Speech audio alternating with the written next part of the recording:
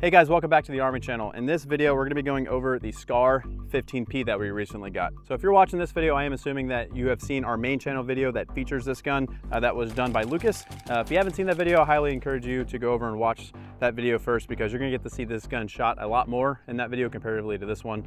What I'm going to be doing first is I'm going to be comparing the recoil difference with this gun versus some other 300 Blackouts that we have in the Armory. So if you're not aware of this gun, this is a new firearm that has come to market pretty recently. This is something that the market has been asking for quite a while, and that is very short SCARs. So more particularly the 300 Blackout version, which is what this guy is right here. So we're going to compare the recoil differences with this gun directly to an MCX and also directly to a 300 Blackout BCM. Once we do that, we're then going to take off this red dot, this laser. We're going to throw on this Nightforce SHV, and we're going to actually group test this gun to see how accurate this gun is with a couple of different ammos. And once we get over there, I'll talk about those ammos.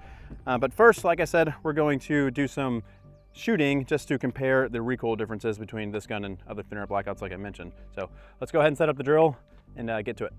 All right, so the drill we got set up to evaluate the recoil of this gun is a simple accelerated drill. We got 5 targets. We're gonna shoot 4 rounds on each, so 20 rounds per string of fire, and we're gonna do it twice with each gun. So one time with 125 grain Winchester supersonic rounds, and then one time with 200 grain Winchester subsonic rounds. So we're gonna get a good feel of the recoil for each gun shooting both types of ammos. Now, before we continue on with this video, I do want to make clear that this video right here, this Armory channel YouTube video, is not assessing the reliability or durability of this gun. We're going to be assessing the accuracy and how the gun feels when it shoots. That's why I really want you guys to watch the main channel YouTube video first, because Lucas ran this gun pretty hard. You're going to get to see that this gun didn't have any problems, and you'll be able to see that during the video. So let's go ahead and get this accelerated drill going.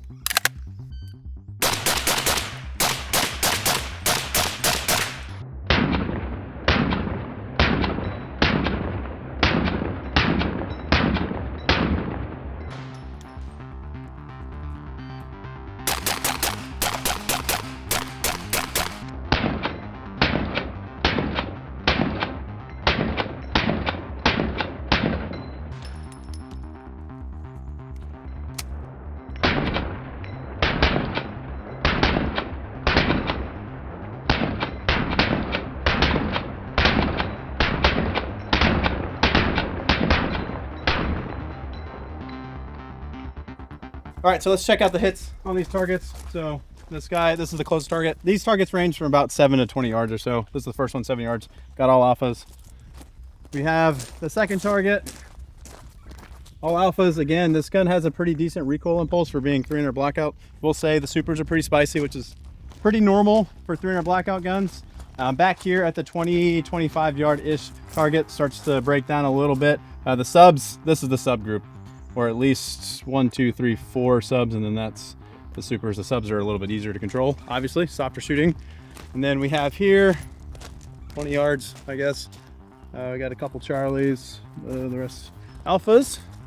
And then finally up here close again, so 10 yards, we got a Charlie. This was my first shot. This was the sub. I tried to bring it over a little faster than I should have. I called it right away. But shoots pretty nice. And we're gonna compare it directly to the BCM and the MCX next. Now I do want to be upfront about one variable here, and that is the suppressor. So we have a 7.62 mini suppressor on this guy. We have a full-size 300 SOCOM Surefire suppressor on another, and then a different suppressor on the MCX. All that saying is suppressors play a big part into felt recoil of these guns, but all the suppressors are pretty similar. These are all 7.62 cans, obviously 300 Blackout, and they're not flow-through, which if you guys have shot 300 Blackout, you guys know you can't have flow-throughs and be able to shoot subs. You need full back pressure cans to make subsonic cycle reliably. That's what we got here. So yes, the suppressors are different. They do play a big part of felt recoil, but they're all pretty similar. So they shouldn't be the main reason why one gun is super snappy versus one gun being super soft.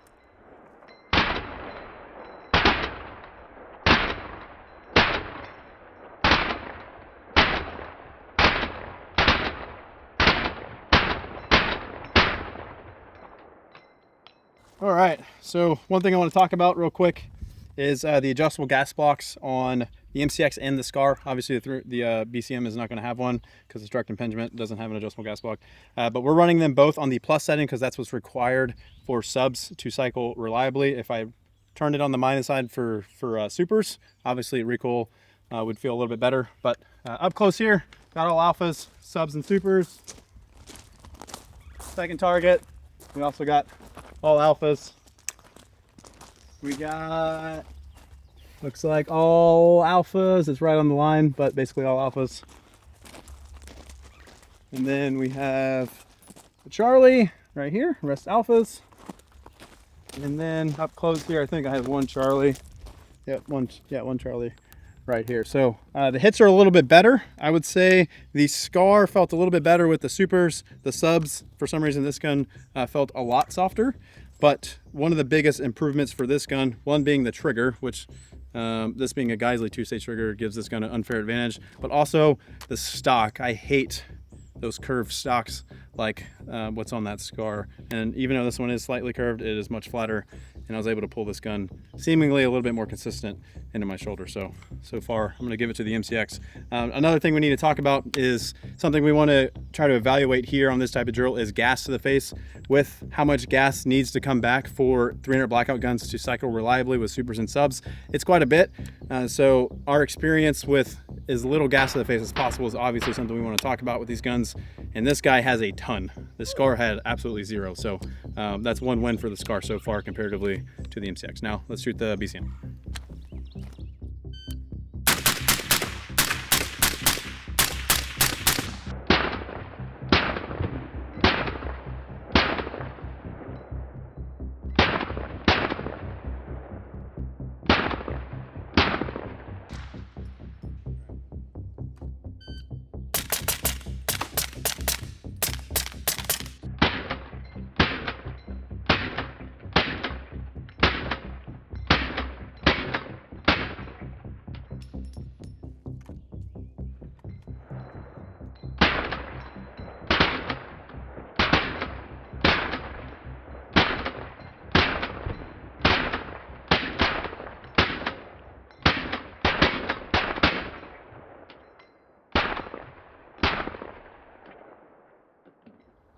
All right, so first target, we got all alphas again, so no change there. Moving on to the next guy.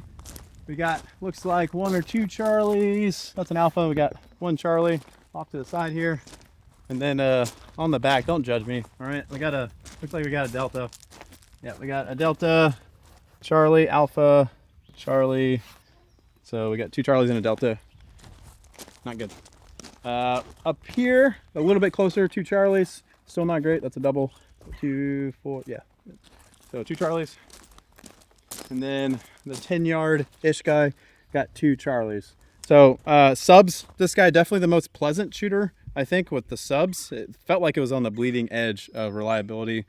This has an A5 H2 buffer in it. It's a little bit heavy for subs. I'm actually surprised it cycled. But the supers, probably the worst, actually. I remember this gun shooting a little bit better last time we shot this guy in a video, but we had a different suppressor on it, I think. So supers with this a little punchy. That's me fighting to recoil a little bit on a couple of these targets was because of the supers being so punchy. But gas to the face was in between the MCX and the SCAR. The SCAR was zero. This was a little bit with supers, and then the MCX was just terrible. So now what we're going to do is we're going to go over and group test the SCAR. We're not going to group test the other two guns, and we're going to do that with a couple of different ammos. We're going to do it with Black Hills supers and subs, Hornady Black supers and subs, and then we're also going to group test this range ammo from Winchester supers and subs as well. So we'll have 6 total targets.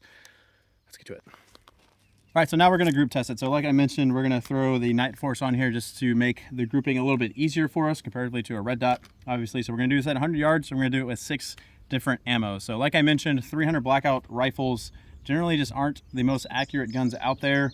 And honestly, I chalk that up to just what type of ammo guns like. They're generally pretty particular to what ammo they're going to shoot pretty well. So we have a wide variety of different ammos here. So we have a supersonic and a subsonic from Black Hills. I expect those to be the 2 best performers, a 110 and a 220 grain. And then we have a Black Hills 208 grain and a Hornady Black 110 grain. round as well. So super and sub from there. And then we're also going to group test the range ammo, like I already mentioned. So first thing I'm gonna do is I'm just gonna get this guy on paper shooting the supersonic Winchester because I don't want to, waste some expensive ammo trying to get it on paper. And then we're gonna fire a 10-round group with each of the ammos, see how good of a group we can do. And we're also gonna chrono each of the ammos and just see which ammo the SCAR likes the best.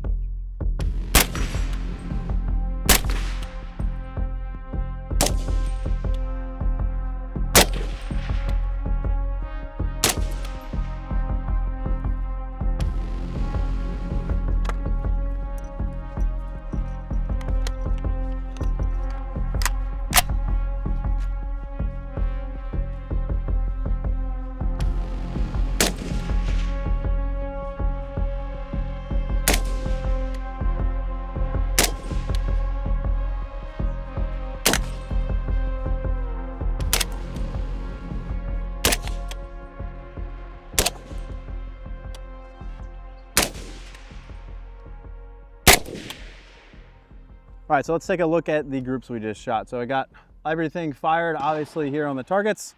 And one thing I just want to mention before we go over them is the trigger in this gun. So I just want to try and eliminate as many variables as possible, or at least highlight a lot of the variables when it comes down to the grouping. So the trigger is a mil-spec trigger, not the best trigger in the world. It's pretty inconsistent, and I actually despise it quite a bit.